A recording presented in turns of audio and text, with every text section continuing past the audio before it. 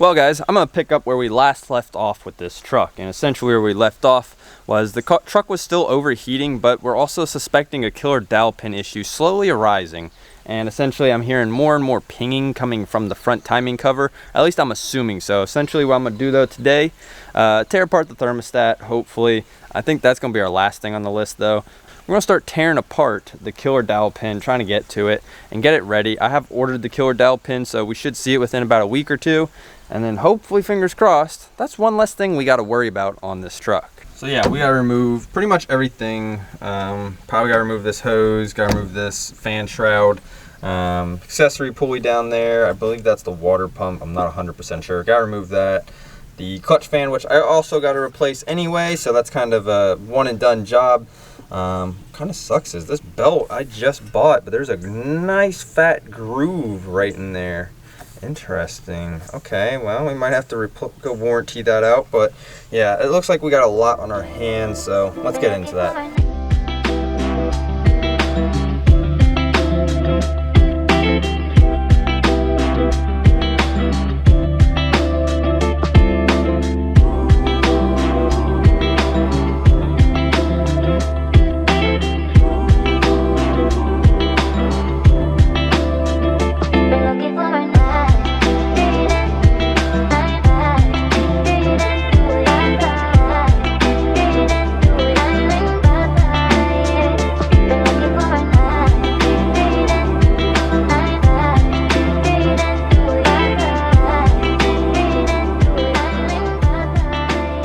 What an absolute headache this thing was. I don't know, it's the rear main is or the front main I should say is definitely shot. I mean the amount of grease that is packed on this thing is honestly horrendous.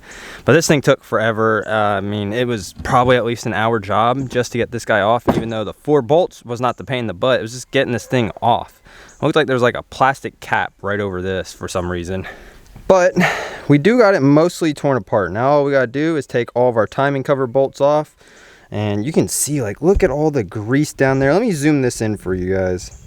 That is horrendous. I mean, oh my days. So yeah, we're definitely gonna do the dowel pin. It looks like a front main seal now. But yeah, that's rough. That is rough, honestly.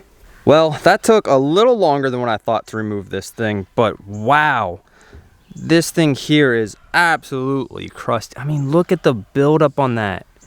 That's insane. So yeah, definitely need a new front main seal. I mean, this is awful. Like that, oh my. So yeah, it looks like we're gonna need a lot of work here, but just gotta wait on that killer dowel pin. So yeah, as of right now, we got everything uninstalled. It is pretty much ready for the killer dowel pin. Now there are some parts we got to go grab ourselves from the auto parts store.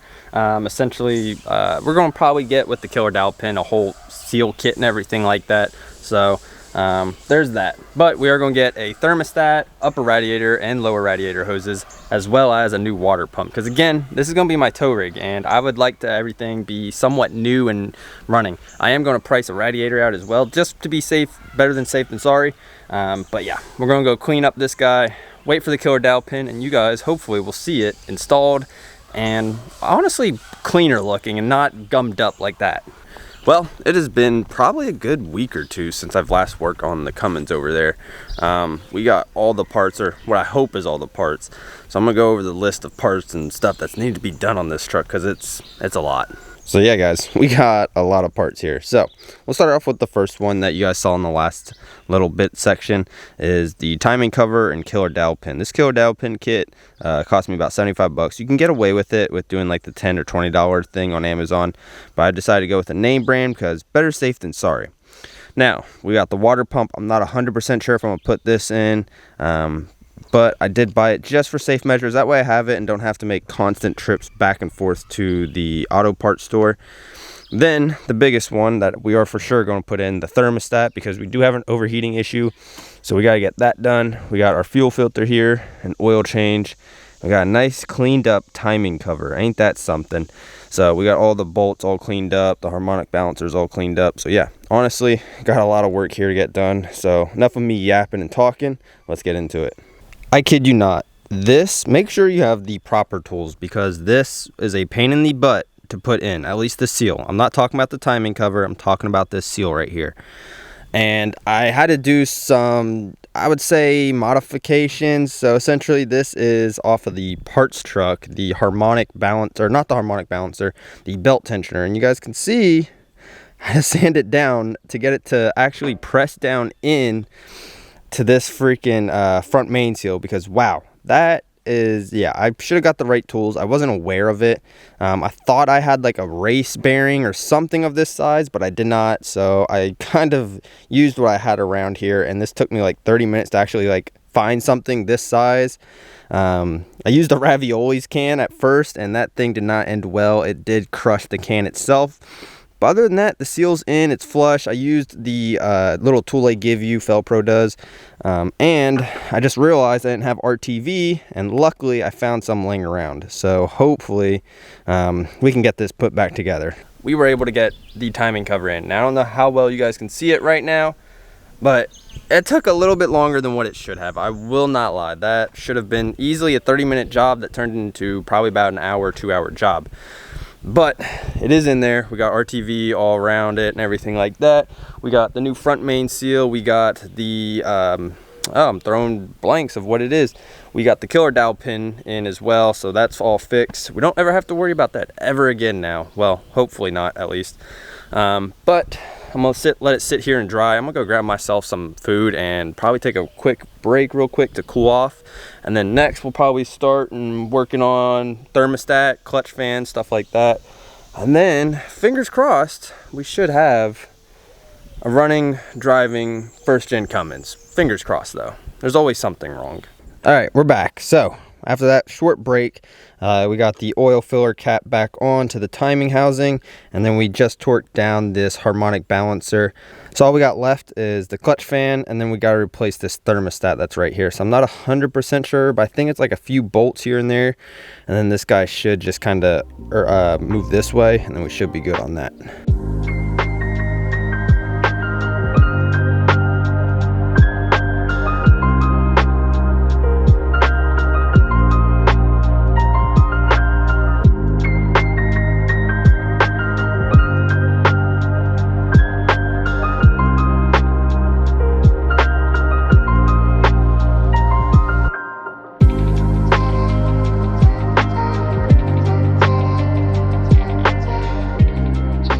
I must admit, they loaded this thermostat up with RTV like no tomorrow. I mean, there is a little bit rust into it, but as far as RTV though, they loaded this sucker up. I mean, you got it all over here by your block. You got it all up and in. I don't know if it'll pick it up on camera, but you got it all up and in here on the housing, and then even on here too, they just loaded this sucker up with RTV.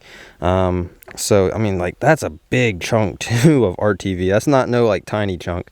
So what I'm gonna do is wire wheel this. This guy is stuck on there too. It does look like it is a 180 degree thermostat. You probably won't be able to see inside there, but I'll tell you what degree you're running if if you just picked up a truck or car or anything like that. But yeah, we gotta wire wheel this thing, clean her up, and hopefully this will be our issue. All right, so from a video of what I've watched, essentially you don't need any RTV. So why it was loaded with RTV, I don't know. But you don't need any RTV from all the videos I've watched. Now, I don't know how true that is. We're going to find out anyway. But all you need is just that simple, this thermostat, the 180 degree, and then as well as the gasket for it. And there's the part number as well for that gasket, the 35526 by Felpro. That's the only gasket company I really trust, even though it is all the same bull crap. But yeah, now all we gotta do is just assemble everything, and essentially this should be good to go.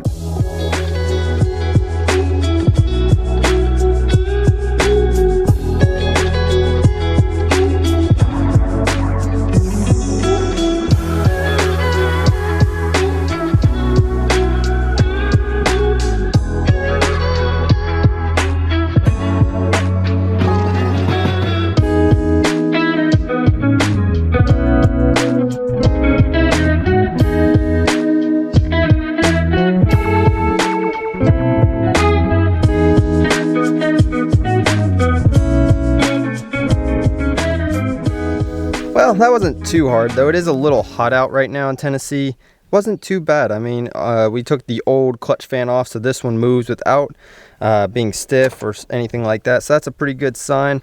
Everything is so far together. Now all we gotta do is really just an oil change and then the fuel filter, and then hopefully, fingers crossed, everything is good on this truck. Yeah, the weather is definitely acting weird. The rain, oh, there it comes, the rain. Anyway, we're gonna still work on the truck because it does help cool things down. We got the new fuel filter here. The old one though, it's an old Wix filter. Sadly, this thing, I don't even know if they make them white anymore. I think they just make them straight black. Oh, here it comes. Let's close that out. Oh yeah, she's coming down now.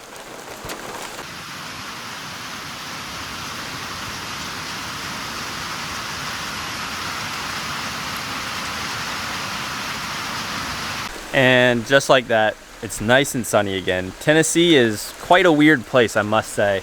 Anyway, so we did get the fuel filter off the car. The Wix filter, it's an old Wix filter, surprisingly. Now, we did pick up a new CarQuest one. They're pretty cheap, but they are better than Fram in my opinion. And when I took off the other sensor, took off the sensor on the bottom, I noticed the wires are missing on this. So it does look like we do need a new fuel water separator sensor. It is what it is. It ran fine without it, no issues. So we do have to get one of these eventually. But I gotta go get some diesel fuel to fill up that filter, and then some PB blaster or some lube. That way we can take it off and on pretty easily if we have to change it again next time. All right, we got the new fuel filter in this, or fuel filter water separator. We do still need the sensor. I'm not going to go out in town right now to go grab one. Highly doubt they even have one anyway, so more than likely I got to order it off of like eBay or something, even OEM Dodge.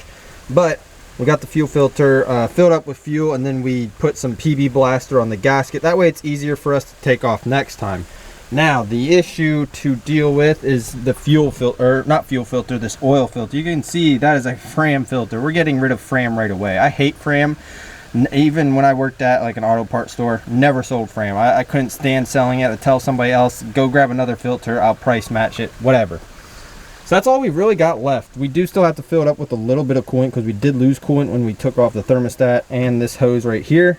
Other than that though, everything is looking and coming together nicely.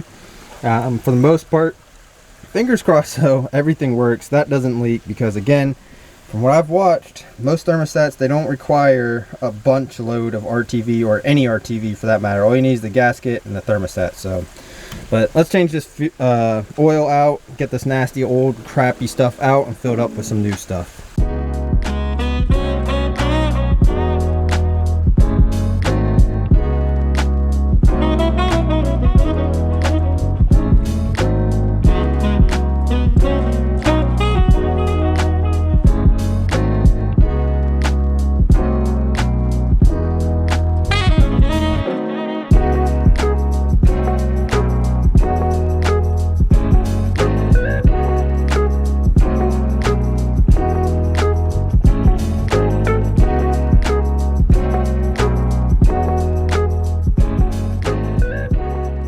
Well, we got everything hooked up. We got 12 quarts of oil in here. That was my GoPro for some reason. It decided to shut off by itself. But anyway, we got everything, what I believe is tight, ready to go. Now, what I'm gonna be honest with you guys, this radiator is more than likely bad. And the reason I say that is because there's like some wet spots right in here, and I think it's leaking coolant. I just put 2 gallons of this in there, and I already put 2 gallons in it when I swapped it over. So more than likely, this radiator is also no good from the parts one, but it is the OEM one, so at least we got that situation fixed for now. But these things are stupidly expensive, so it looks like we're gonna have to get one off of eBay, or at least an aluminum upgraded one. That way it cools off better. But other than that, we got a little bit of coolant. You can hear it sloshing around. We're gonna check the oil, and then we're gonna give it its first start. Alrighty, fingers crossed, come on.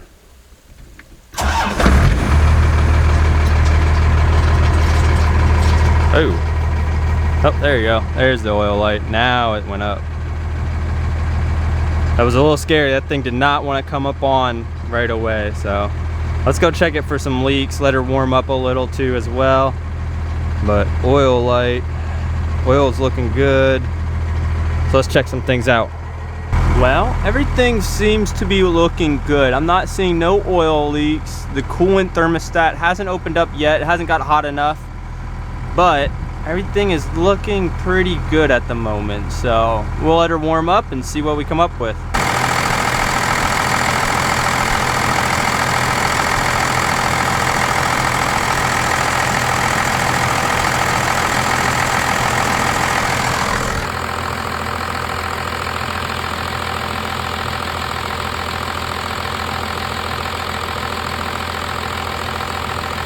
Well, nothing's really leaking other than that fuel separator, fuel water separator, whatever you'd like to call it. Like I said, I've been messing this up all video.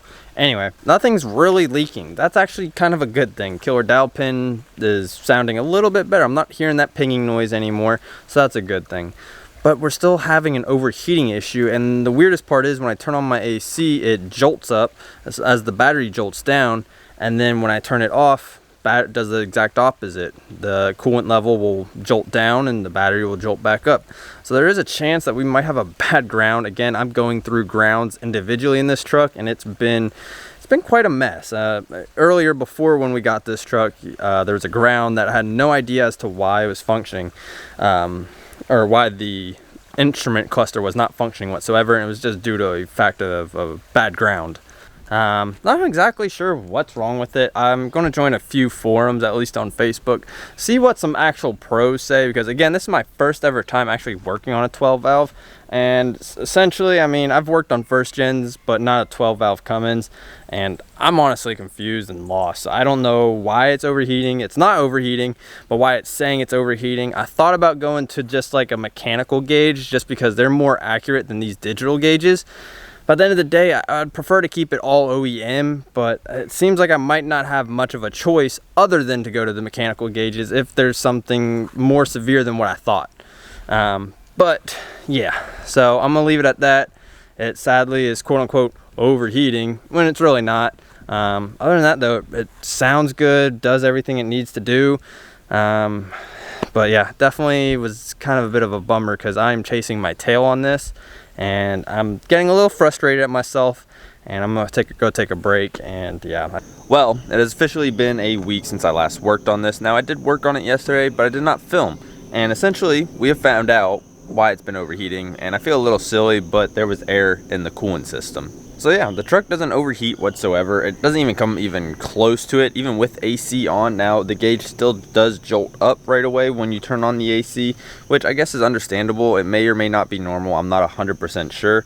But there's other issues with this truck. Essentially, the banjo bolt, I didn't get a copper washer for the back of it, so there's that issue. We got the whiff sensor is what I'm gonna call it, or whiff sensor. And the biggest one, the turbo. The turbo is actually bad, but the overheating issue is at least fixed. So I guess it's a win, but a loss at the same time. So everything's working as of right now.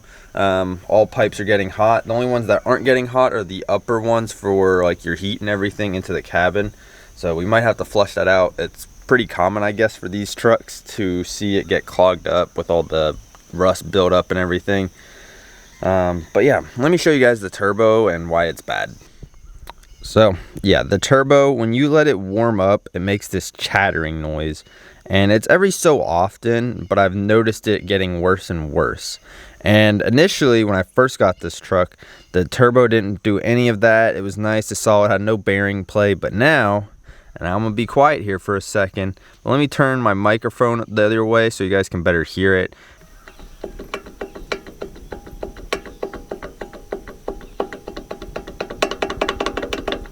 Now, I don't know how well that is picked up on camera. I won't know until editing, but it is pretty damn bad, I gotta admit. It is still the stock turbo though, so it's still the, I think it's the H1C. Let me double check.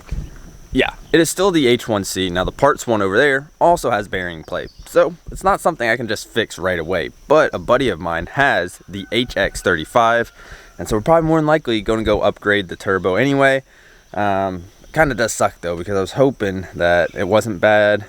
And I think it's like a $200, he's selling it for me for 200 bucks. So easy upgrade for this truck.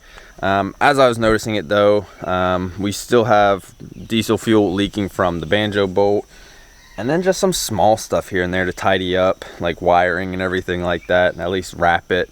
And the exhaust manifold bolts in the very far back of the head on cylinder 6 are also missing, so we got to add those as well. More than likely, I'm probably just going to take the whole entire turbo manifold off anyway, clean it up, get a new gasket in there. That way we know it's sealed properly, and probably new head bolts or exhaust manifold bolts, whatever you'd like to call it.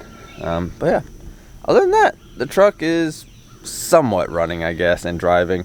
It does suck though. Like I said, there's always something wrong with this, but it is an older truck, so you got to kind of understand, like, if you don't do the proper maintenance on something like this, more than likely your stuff's going to break, and it happens. But hey, can't win them all. And well, with that, guys, that's all I gotta have for this video. Like I said, it's nothing big, it's nothing great. We did get one issue solved, so that's still not too bad. With another issue to pop up, just gotta fix that issue as well. It is what it is with these project cars, especially something like this. But hey, with that being said, guys, I hope you have a great day. I'll see you guys in the next one.